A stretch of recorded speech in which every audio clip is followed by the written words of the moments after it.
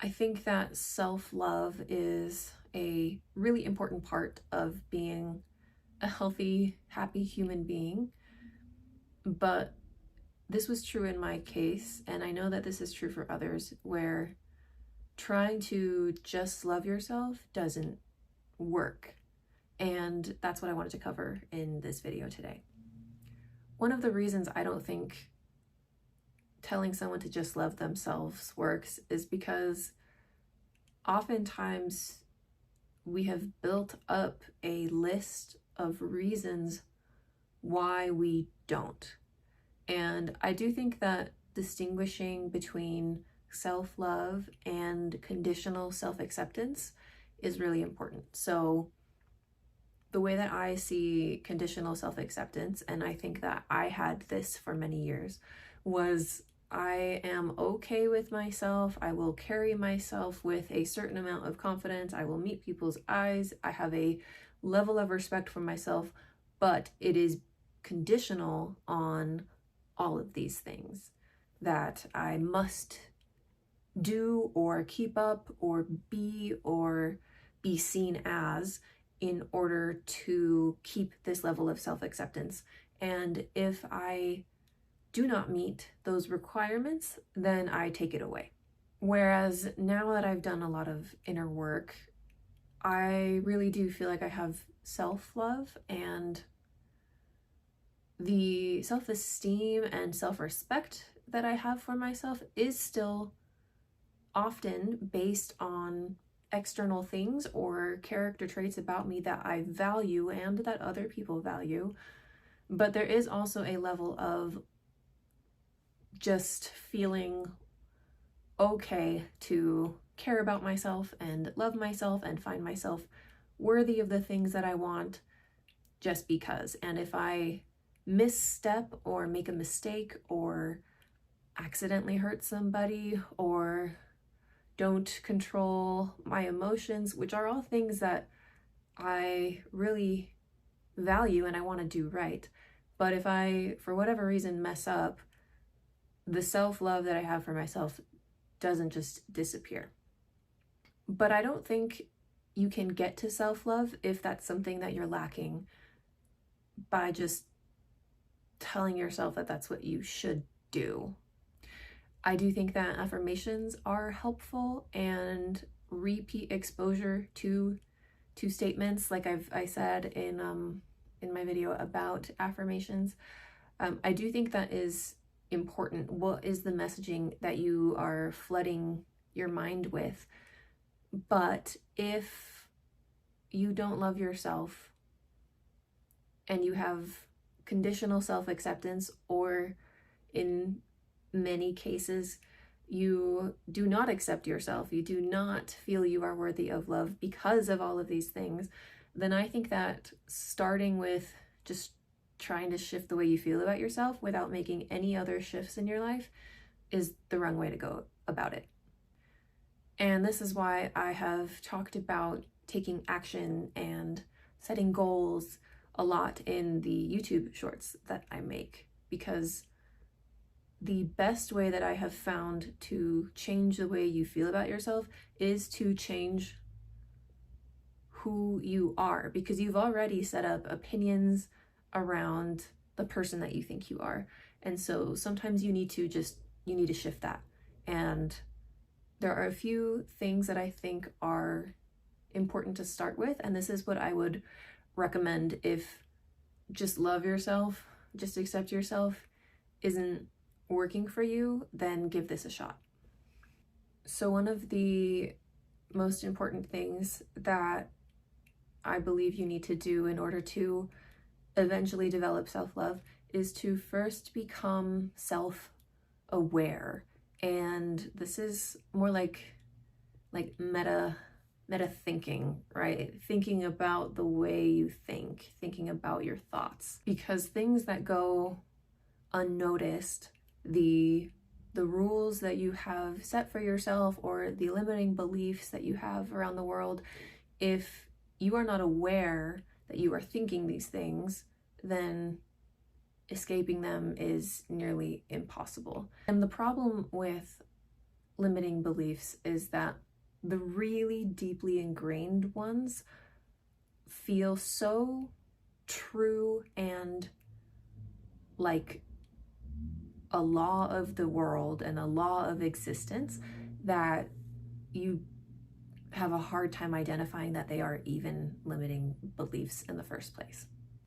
So when you feel a negative feeling, sometimes it's important information telling you that something needs to change, like an external factor or something that you're doing needs to change, but it can also be an indication that the way that you're thinking needs to change.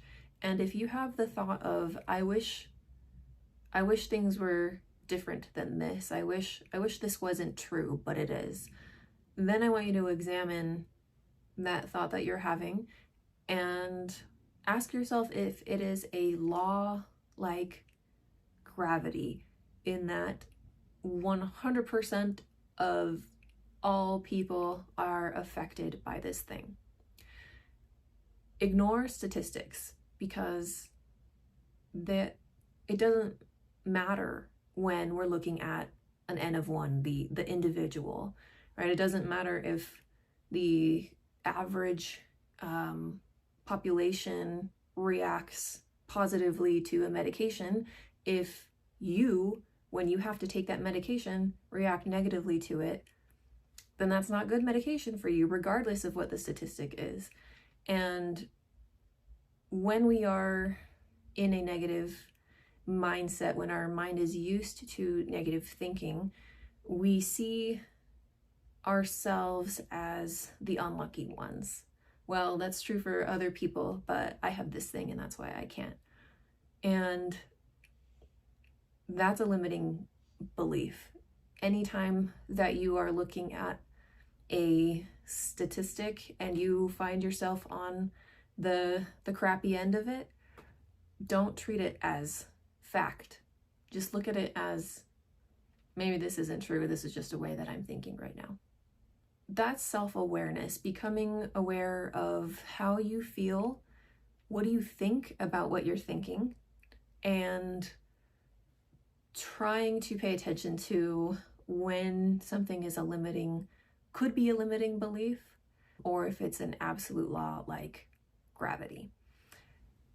The next piece that I want you to focus on is doing something for your health. There's a lot of reasons for this. There's research on how exercise and positive diet changes can positively affect depression. There's also research that shows that doing exercise, even if there isn't a physical change, improves self-esteem. But even not just like an energy level, if you don't feel very good, you're not going to have the energy to do the other actions that you are going to need to do to become the person that you feel is worthy of respect or likable. So for me, this looked like finding a keystone habit. I believe this was from the book The Power of Habit, but keystone habits are habits where you do something and it has a trickle-down effect and leads to other positive actions. So for me, I have found that an important keystone habit is to wake up early. If I wake up early, then I will exercise in the morning, and if I exercise in the morning, I am more likely to eat healthy throughout the day.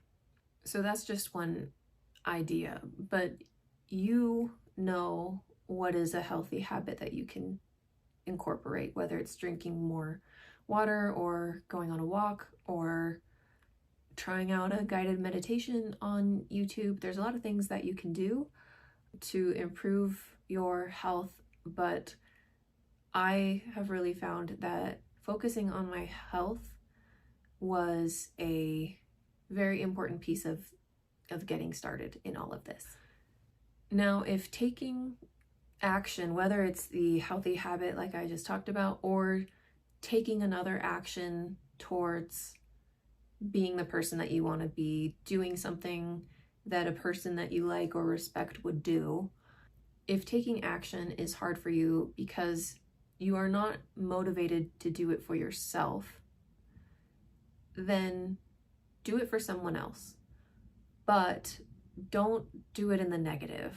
Don't do it because someone who is mean to you teased you, but rather aim to do the thing because of somebody that you have loving feelings towards. So for me, I have siblings, and they are a very good motivation for me to learn how to take care of my health. And I have had a lot of health issues, but learning how to take care of my health so that I could also learn things that would help them out, or being a role model in terms of work ethic, or the way that I treat people.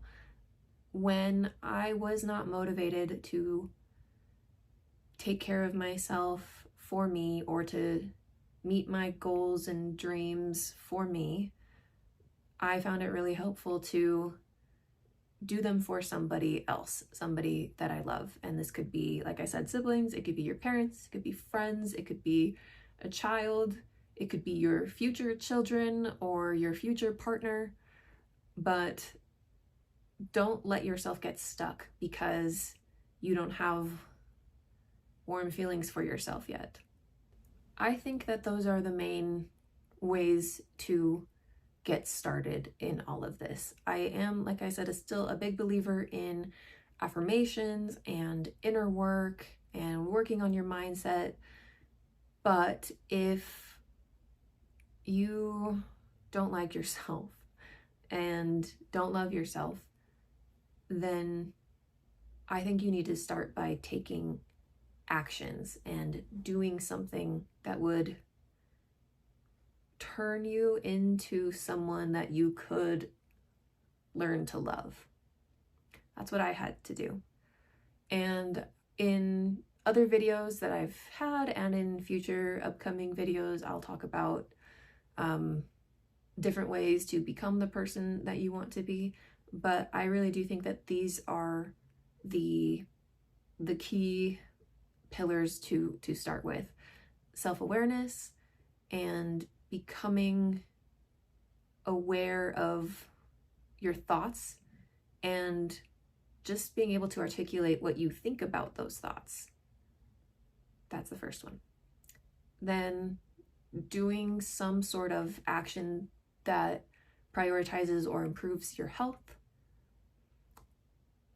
And then lastly, taking action towards becoming the person that you want to be, and keeping in mind that if doing things for yourself doesn't motivate you, then do them for somebody else that you love or that you care about.